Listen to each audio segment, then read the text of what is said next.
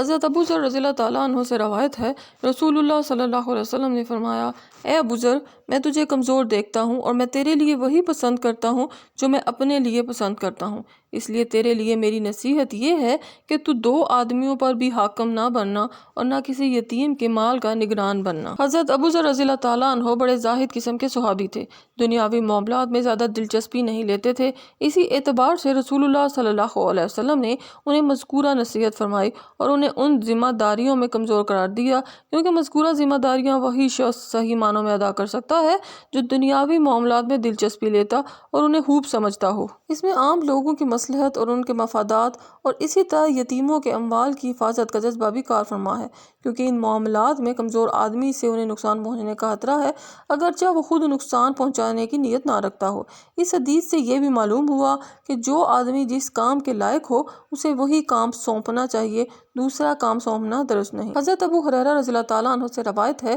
رسول اللہ صلی اللہ علیہ وسلم نے فرمایا، تم یقیناً حکومت اور امارت کی حرص کرو گے، لیکن یاد رکھو یہ قیامت والے دن ندامت کا باعث ہوگی۔ اس میں امارت کی عظیم ذمہ داریوں کے حوالے سے ان لوگوں کو ڈرایا گیا ہے جو بغیر اہلیت کے اس کی خواہش کریں گے اور پھر اس میں کوتاہیوں کی وجہ سے مجرم قرار پائیں گے۔ اس لیے عافیت اسی میں ہے کہ انسان حکومتی ذمہ داریوں سے دور ہی رہے، اور اگر اہلیت کی بنیادوں سے یہ منصب ملے تو اس کے تقاضے بھی پوری دیانتداری سے ادا کرے تاکہ روز قیامت کی ندامت سے وہ محفوظ رہے۔